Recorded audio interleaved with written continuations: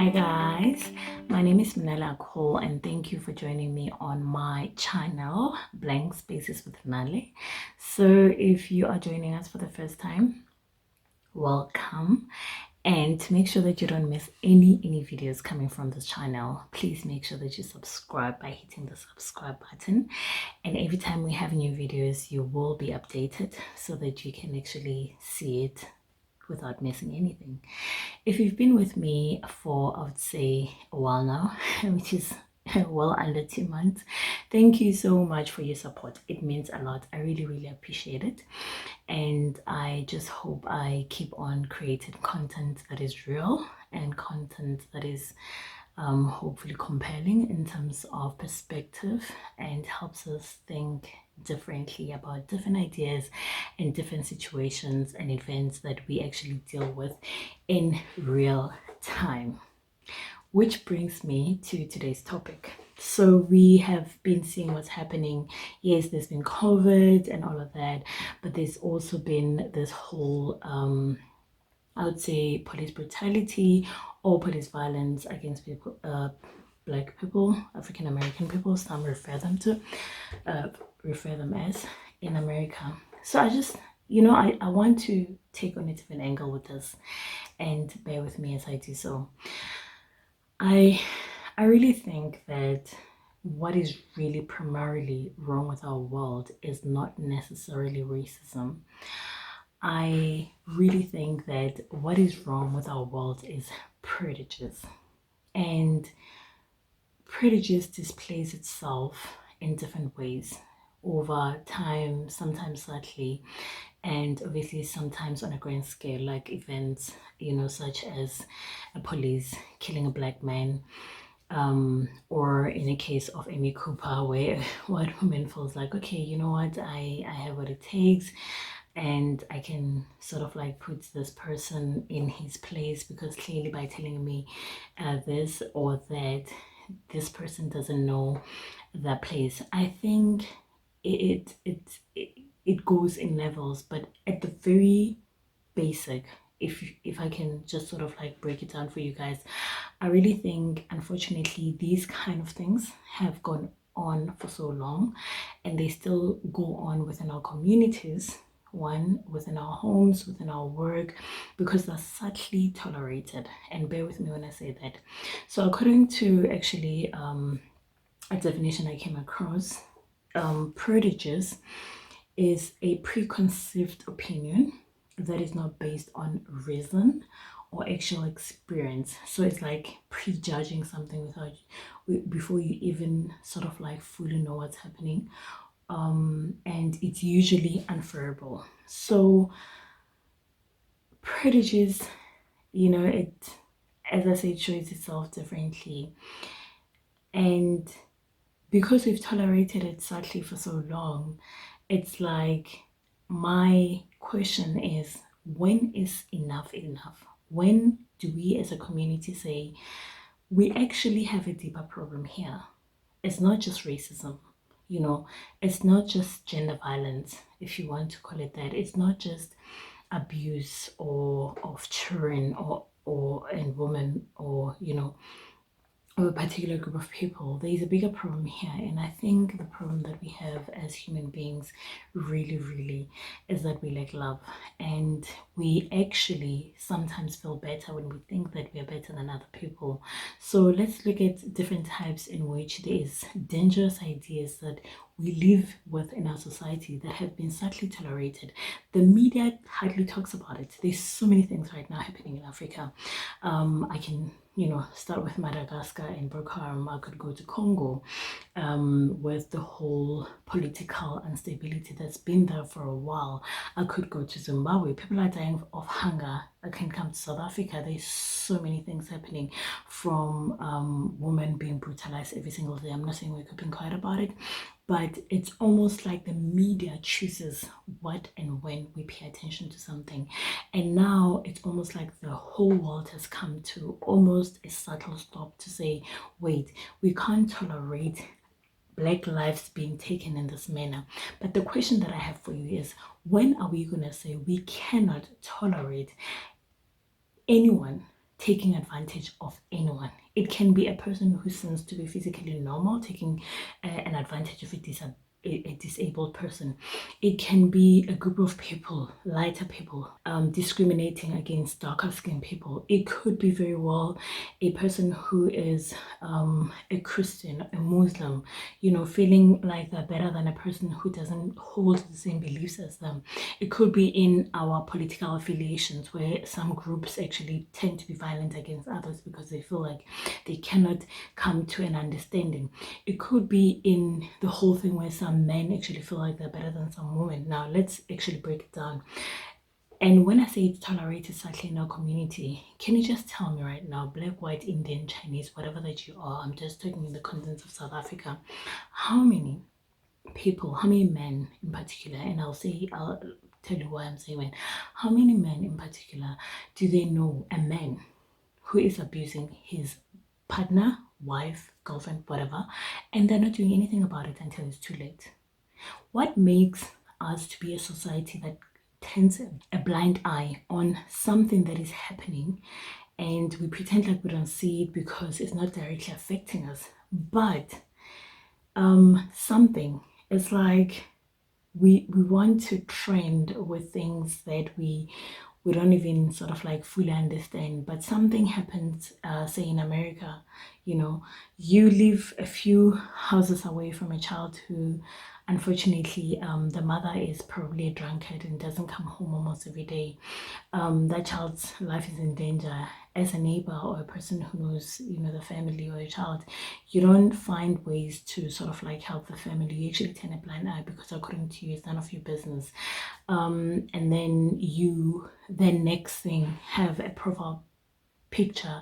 Of course we choose what is it that we pay attention to, but I think in my experience, I think the media chooses what most people pays attention to, because then if it's not recorded, if it's not on video, then nobody really knows about it. That's exactly what I'm trying to say. And then you have a profile picture of a police brutality that is happening in the US. The question that I have is, how do we as people not only become part of the trending news, because this is trending right now, the trending news, how do we move from being a part of the swipers and changes of our profiles, black profiles, just to support the movement that we probably saw on TV or whatever the case is, to being involved members of our community, where these things, we don't only sort of like become a movement on social media and are very distant from us, to things that we become involved in our everyday single life. Meaning that you don't tolerate sexual harassment at work. That means you don't actually allow people around you to take each other down and tear each other down, because that breaks physical hurt. I would say if someone comes and punches you, you can actually feel some sort of pain, but there is emotional pain that sometimes we don't really want to pay attention to, that happens. When are we as a people, and I'm saying as a people because we have to rise above our color. Let's just be honest. If we're going to make it work, we have to rise above black, white, yellow, Chinese, whatever the case is, because the problem, even if it might seem like it's a certain group of people, the truth of the matter is that there is the minority that generally controls the majority, and they sort of like throw in ideas to the society or to the public, where people are catching on these ideas and they're running with them, and it's almost like they're trying to make us focus and think. Remember, news guys are not independent. They're owned by the society. They're private entities owned by people. News that we watch are owned by people, and that means they're allowed whatever story they're going to publish. They have to approve it, and they're allowed to publish certain stories, and they're allowed to actually and they're told as well, you have to focus on this or whatever the case is. When are we going to move from that kind of ideology and mentality where we wait for something to happen on a grand scale for us to actually be a part of the movement in general for the betterment of everyone's life, to a movement where we are aware and conscious of what is happening in our communities and we don't tolerate prejudice at all levels? I'm talking about cases where some, for example, groups of cultures thinking that they're better than other group of cultures. Can you tell me how different that is from racism?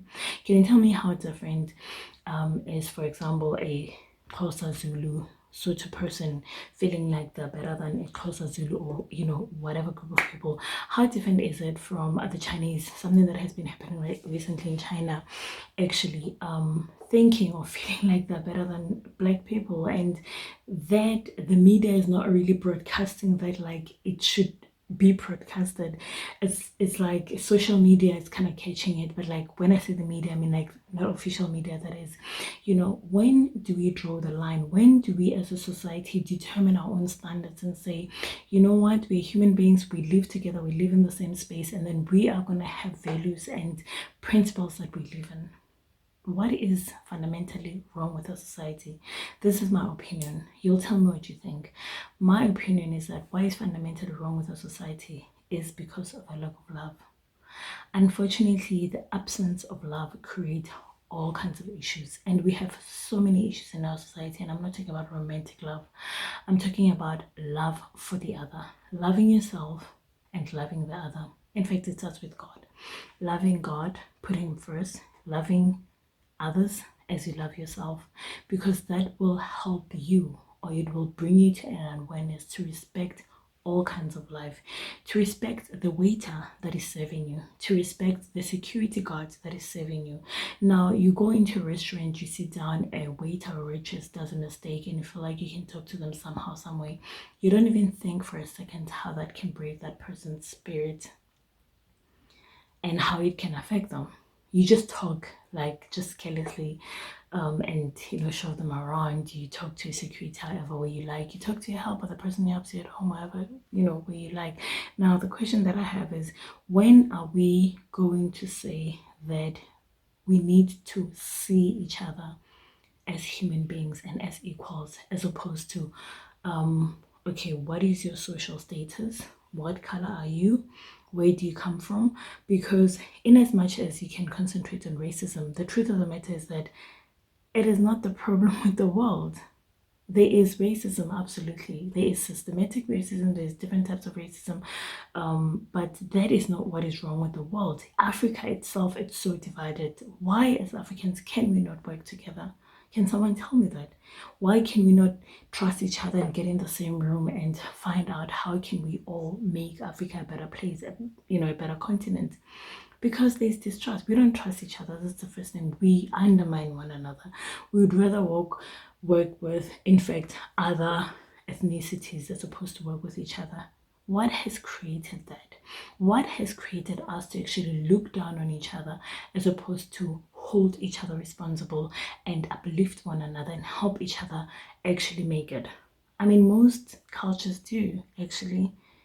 That is, those that are not of, African descendants. Maybe other African countries do it. But in South Africa, we are such, a broken society. It's unfortunate. We are such a broken society, and I understand that most of it started with, the disorientation of us as a people. I'm talking about the apartheid era, where fathers had to leave homes and homes were broken. Mothers had to, step in and act as a father and a mother, where families were broken because those men would go for long periods of time without coming home, and sometimes they would even end up having second, third wives, if not girlfriends and children all over, where unfortunately the black family started being broken down and our values started being undermined, where our men were treated like boys, and they then came home and tried to feel like a man, but unfortunately they've been told so much of what they're not, and they started believing it, and they started acting it out on our mothers or the family. I understand those dynamics. I understand that we as a people, we've got a long way to go, but we have to start somewhere. We have to take responsibility. That's the first thing. We have to raise awareness. We have to talk about, never mind the people that have been telling us for so long that, you know what, don't even talk about things that happened pre-1994 because you're not a part of it, whatever the case is. It is clear that South Africa is where it is right now because of the injustices of the past. We cannot ignore them. We have to talk about them and address them in order for us to find out what has made us the people that we are and how can we move on. Why do we look down on our own languages? What's up with the whole generation of coconuts? Why have we seem to undermine, what has made us undermine our own mother tongue, our own beautiful African languages? While the world actually comes to Africa, or South Africa for that matter, to experience our culture. But we're raising our children to be more and more westernized. What is making us to actually be that kind of a people? What is lacking in us? Confidence? Is it insecurities that is in abundance? So today, as I was speaking about the dangers of worrying people's opinions,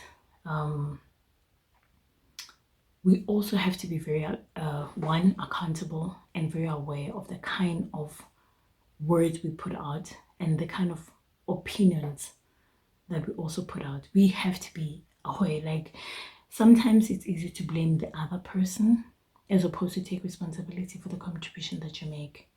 And that is why sometimes it's easy for us to run with movements that we don't even understand fully, because then it's like, okay, we're doing something good or whatever the case is, but we're not taking responsibility for our everyday lives, in our families, in our communities, at work. Not taking down that colleague because you don't like her. Maybe it's because you're jealous. She's different from you or whatever the case is. And you feel like, okay, you're just going to put it down. Can we look at ourselves and concentrate on ourselves and building ourselves and asking ourselves tough questions? Why do I feel this way about this and that? Why am I reacting this way about this and that? And deal first with our own brokenness, so that from that place we can begin to heal and be more tolerant towards others, and also politely and firmly stand against prejudice. So there's this saying, by someone, and it was saying that what is wrong with the world is not people who are busy doing all these bad things. Yes, we can see it is clear, but what is also wrong with the world is those who silently, those who keep quiet while they can actually contribute, but they decide, you know what, I'm not going to do anything about it. Like those police, when that guy was being killed, Judge White, standbys where they were actually not necessarily killing him themselves, but they were part of it, and therefore they might as well also have done it because they didn't do anything. So, can we also not focus on like things that are happening so far? It's good to know what is happening around the world, but can we be real and start asking ourselves, are we, with our words, our actions and our thoughts, contributing thoughts that are life-giving to one another, to ourselves first and foremost, and to one another? Because whether we like it or not, on our tongue lies the power of life and death. And the words that we speak, the ideas that we put out, the opinions that we have of ourselves and others, those opinions are very real. And they can either build others or break others.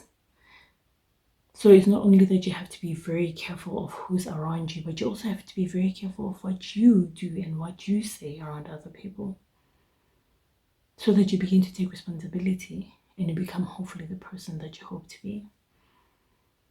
I could go on and on about this topic. I'm very passionate about it, because I feel like as a people we've sort of kind of forgotten who we are, and it's easy for us to run with ideas that come and go because they make us feel like we are doing something, and then next week we go back to our normal lives without anything particular having been done. What is it that we're going to start doing? They say you have to be the change that you want to see. And change is more than just swiping or changing your profile picture. Change is how you speak. Change is the contribution that you're going to make. When you see a wrong thing, you call it what it is. You don't smile or laugh at it. It doesn't matter who it is, what position they are, but you become that kind of human being to make a difference in small ways where you are. I really would like to hear from you. What do you think about prejudice? What do you think about the different prejudices that we have in South Africa?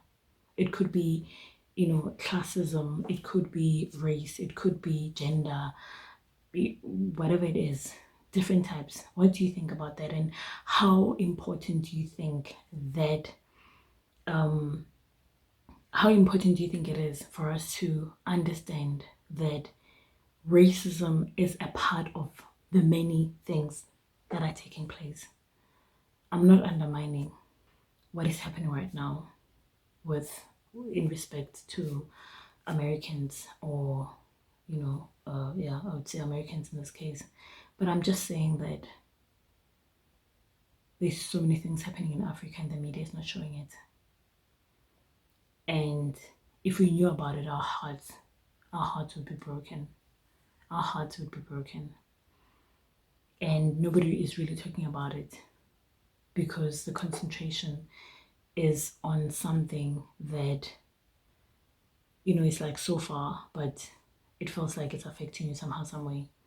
Yet we are not even interested to find out what is happening in our neighboring countries or even next door, whatever the case is. So, in becoming part of all these movements, I just hope you're also aware of what is happening next to you. And not only are you aware, but you're intentionally contributing with your words, with your opinions, in a way that adds value and not subtly increase the whole prejudice ideology. Thank you for joining me today. I really appreciate it, and I'm looking forward to hearing from you different ideas, that how you read this whole situation, because as a people we have to start thinking for ourselves. We've been very absorbent of different information, and we have forgotten, it seems, what it means to sit down and just think for yourself and do some research and find out what's really, really going on. Take care.